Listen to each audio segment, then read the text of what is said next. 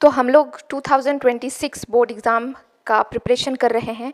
इसके पहले भी मैंने एक क्वेश्चन डिस्कस किया है इम्पॉर्टेंट। वो क्वेश्चन अगर आपने नहीं देखा है तो डिस्क्रिप्शन बॉक्स में लिंक है, आप वहाँ से देख सकते हैं।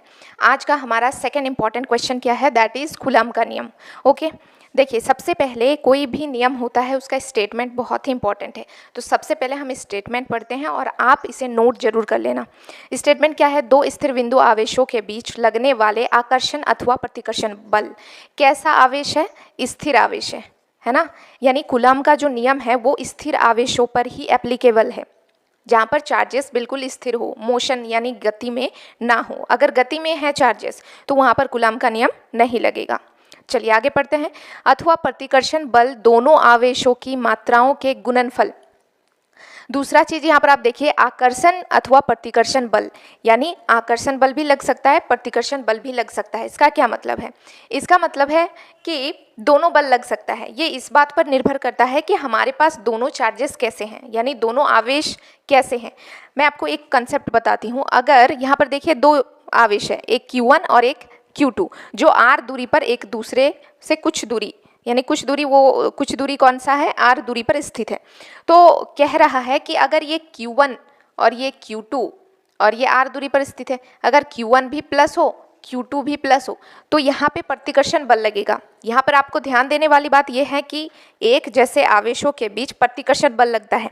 अगर यहाँ पे माइनस और ये भी माइनस हो जाए, यानी ये दोनों ऋणात्मक आवेश बन गए और एक जैसे आवेश है, तो इनके बीच भी प्रतिकर्षण बल ही लगेगा।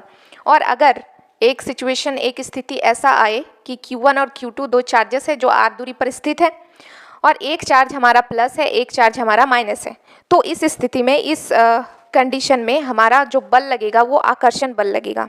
ठीक है, यही चीज़ यहाँ पर बताया गया है। अब देखिए, दोनों आवेशों की मात्राओं के गुणनफल के अनुक्रमानुपाती, अनुक्रमानुपाती को एक टर्म और दिया जाता है, वो होता है समानुपाती।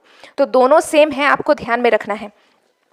तथा उनके बीच की दूरी के वर्ग के व्युत्क्रमानुपाती होता है। और जो ये बल है वो दोनों आवेशों को मिलाने वाली रेखा के अनुदिश लगता है। ठीक है, तो ये इसका स्टेटमेंट हो गया, ये इसका फिगर हो गया। डायग्राम भी आपको बनाना है। दो आवेश है Q1 और एक Q2 जो r दूरी पर स्थित है।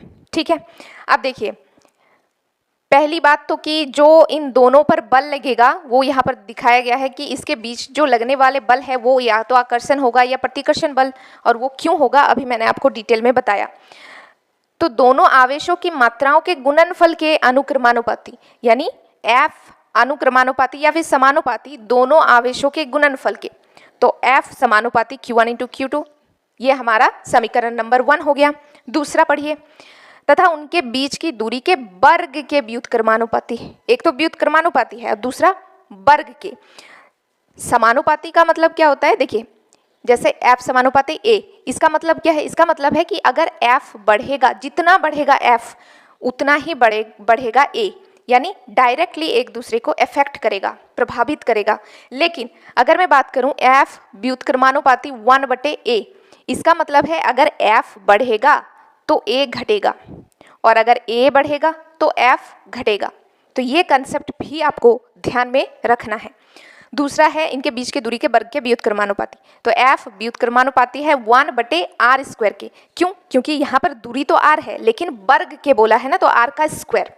तो ये हो गया हमारा समीकरण नंबर 2।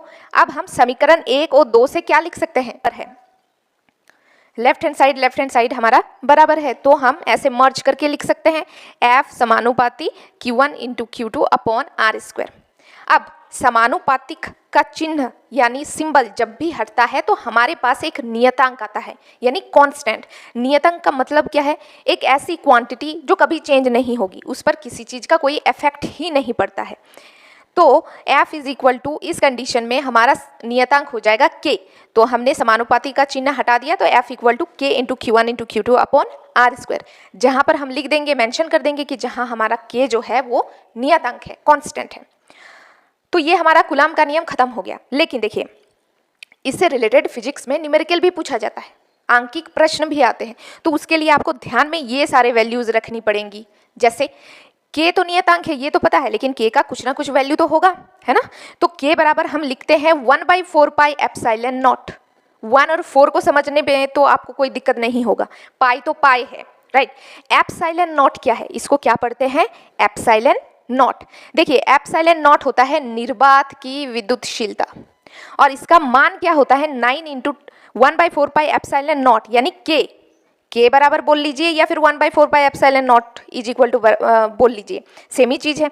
ये क्या होगा 9 इंटू 10⁹ न्यूटन मीटर स्क्वायर पर कूलम स्क्वायर, ठीक है। आवेश का मात्रक है कूलम, है ना। अब एप्सिलॉन नॉट मैंने अभी आपसे कहा निर्वात की विद्युतशीलता है। अब इसका भी वैल्यू होता है क्योंकि न्यूमेरिकल में पूछा जाता है। मैं न्यूमेरिकल भी आपको कराऊंगी लेकिन सबसे पहले आपको ये ध्यान में देना है।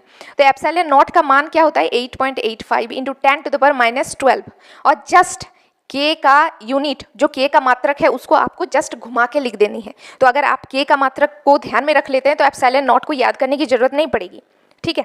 तो इसको जस्ट घुमा के लिख लीजिए कूलम स्क्वायर पर न्यूटन मीटर स्क्वायर, ठीक है। इसी के साथ हमारा ये वाला टॉपिक खत्म हो जाता है। तो अगर आपने चैनल को सब्सक्राइब नहीं किया है तो चैनल को सब्सक्राइब कर लीजिए और प्लेलिस्ट को क्लिक करके आप इंपॉर्टेंट क्वेश्चन भी देख सकते हैं। मैंने पहले भी बहुत सारी इंपॉर्टेंट अपलोड की है और आगे भी इस जो प्लेलिस्ट, ये जो पर्टिकुलर प्लेलिस्ट है इसमें हम सिर्फ 2026 बोर्ड को ध्यान में रखते हुए जितने भी इंपॉर्टेंट टॉपिक है चैप्टर वाइज वो करेंगे।